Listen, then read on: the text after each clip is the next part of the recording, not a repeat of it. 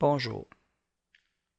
Aujourd'hui, nous analyserons le comportement de l'onde stationnaire provoqué par le phénomène de réflexion et nous pourrons faire notre analyse à partir de ce simulateur que vous voyez actuellement à l'écran.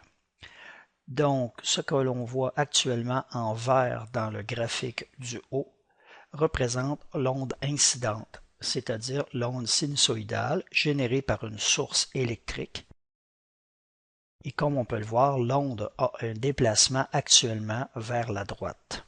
Donc le simulateur, évidemment, provoque une vitesse de déplacement qui est très lente afin de comprendre mieux le phénomène. Car si j'augmente la vitesse de déplacement, donc la vélocité, comme vous pouvez le voir, il devient un petit peu plus difficile de suivre le comportement étant donné que le déplacement est beaucoup trop rapide. Donc, nous rabaissons la vitesse à une vitesse, disons, plus raisonnable pour notre analyse. La courbe du bas, la courbe en bleu, c'est la résultante de l'onde incidente et de l'onde réfléchie. Puisqu'en ce moment, il n'y a pas d'onde réfléchie, l'onde en bleu, l'onde du graphique du bas, correspond en tout point à la courbe de l'onde du signal incident. Il semble qu'il n'y ait pas les mêmes amplitudes, mais en réalité, c'est tout simplement l'échelle qui est différente. Nous avons une échelle de plus 2, moins 2 pour le graphique du bas, alors que pour le graphique du haut, nous avons une échelle de plus 1, moins 1. Maintenant, les deux lignes rouges que nous voyons dans le graphique du bas représentent le voltage le plus fort atteint le long de la ligne, donc le voltage le plus fort positivement et le voltage le plus fort négativement. Donc, le voltage le plus haut correspond à la valeur crête positive du sinus et la valeur la plus basse correspond à la crête négative de notre onde sinusoïdale. Donc, sur le simulateur, je suis en mesure de contrôler l'amplitude du signal de la source, donc de le mettre à 0 ou de le mettre à son maximum qui actuellement est 1 volt crête, donc 2 volts crête à crête. Je peux également modifier la fréquence de la source avec le bouton d'ajustement de fréquence.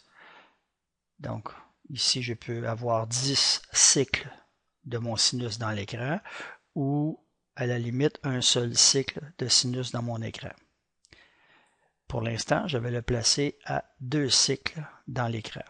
Si nous regardons maintenant dans le bas du côté droit, ici, nous avons l'ajustement du coefficient de réflexion. Donc, dans le simulateur, nous supposons qu'ici, complètement à droite du graphique, que nous avons la terminaison de notre ligne de transmission. Actuellement, notre ligne de transmission est correctement terminée, c'est-à-dire qu'il n'y a pas de réflexion. Puisque la ligne est bien terminée, on voit qu'il n'y a aucune réflexion provenant de la charge. Si je n'ai pas de réflexion, c'est tout simplement parce que le coefficient de réflexion ici a été ajusté à 0. Donc, comportement idéal souhaité dans une ligne de transmission électrique. De ce côté ici, j'ai l'angle du coefficient de réflexion qui en ce moment est placé à 180 degrés. Ce que je vais faire maintenant, c'est grimper le coefficient de réflexion au maximum, c'est-à-dire 1. Cela signifie que lorsque mon onde incidente verte atteint l'extrémité droite, j'ai automatiquement une onde qui est réfléchie vers la gauche, de même amplitude et avec un déplacement inverse, c'est-à-dire vers la gauche plutôt que vers la droite. En dessous, nous remarquons en bleu que l'onde stationnaire est une onde dont la sommation de l'onde incidente et l'onde réfléchie donne comme résultante le sinus qui est en bleu. Comme on peut le voir, le sinus en bleu a un déplacement maintenant de haut en bas, donc sans avoir de déplacement latéral dans l'axe des X. C'est pour cette raison qu'on nomme le voltage résultant dans un système qui est en réflexion, que l'on nomme cette onde l'onde stationnaire. Maintenant, j'ai un coefficient de réflexion à 180 degrés. Si je change l'angle de mon coefficient de réflexion, nous allons voir que l'onde stationnaire va obtenir le même comportement, seulement elle est déplacée par rapport à tantôt dans l'axe des X. Tout simplement parce que les points de rencontre maximum et minimum ne se font plus tout à fait au même endroit.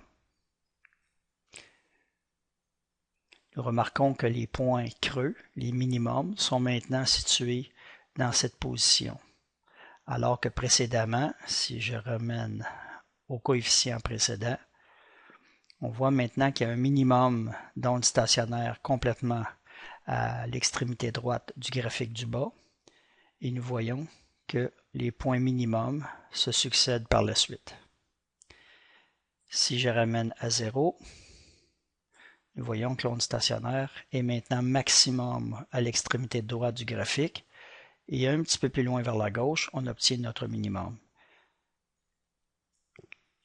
Maintenant, si je déplace à moins 180 degrés, donc nous marquons que nous avons à peu près la même condition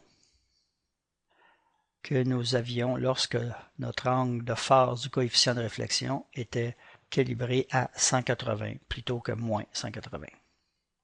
Maintenant, que se passe-t-il si je baisse le coefficient de réflexion à 0,5 plutôt que 1 comme il était précédemment?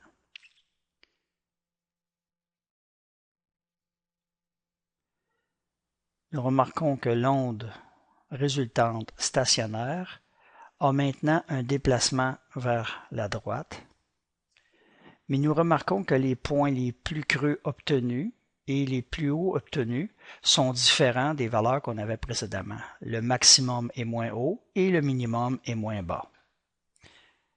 Mais on voit que la résultante en rouge est stationnaire, en ce sens que les minimums tombent toujours au même endroit dans les conditions actuelles et les maximums tombent toujours également au même endroit. Si je modifie encore le coefficient de réflexion à une valeur plus basse, 0,15 par exemple, nous voyons que j'ai un déplacement encore vers la droite et nous voyons que l'amplitude de l'onde rouge, qui correspond au point maximum atteint par l'onde stationnaire le long de la ligne, on voit actuellement que nous avons une légère variation de l'amplitude de l'onde stationnaire ou de la résultante maximum que représentent les lignes rouges, maximum positif et maximum négatif. Si maintenant je place le coefficient de réflexion à 0, nous remarquons que la résultante de l'onde stationnaire maximum-minimum, c'est-à-dire les lignes rouges, sont maintenant parfaitement horizontales. Elles n'ont plus d'ondulation. Cela signifie qu'il n'y a plus d'onde stationnaire, c'est-à-dire que l'onde résultante en bleu a un déplacement qui est identique à l'onde incidente, a la même amplitude et la même fréquence que l'onde incidente. Et si je ramène aux conditions de réflexion initiale, c'est-à-dire 1,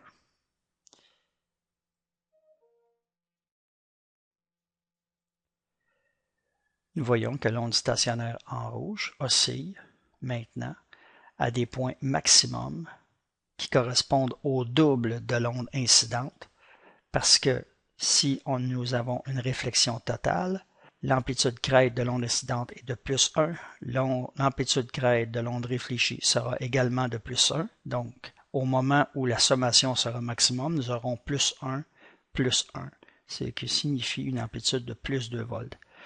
Et dans l'amplitude crête maximum négative, le même phénomène se reproduira pour atteindre moins 2 volts.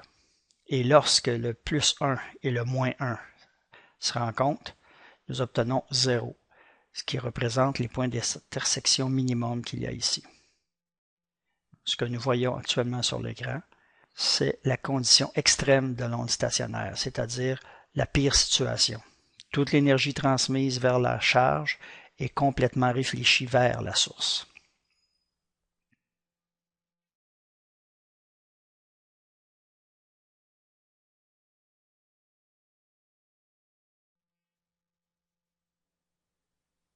Si nous changeons la phase, nous voyons que nous avons les mêmes conditions extrêmes, mais que les nœuds et les points maximums se déplacent le long de la ligne de référence dans le temps. Mais la distance entre chaque maximum et chaque minimum est toujours la même, tant et aussi longtemps que la fréquence de la source ne sera pas modifiée. Si j'augmente la fréquence de la source, on voit que le nombre de ventres et le nombre de creux va augmenter. Mais le patron est similaire. Nous atteignons des points maximum et des points minimum sur toute la longueur de la ligne de transmission. Et voilà, C'est tout. Merci pour votre attention et bonne journée.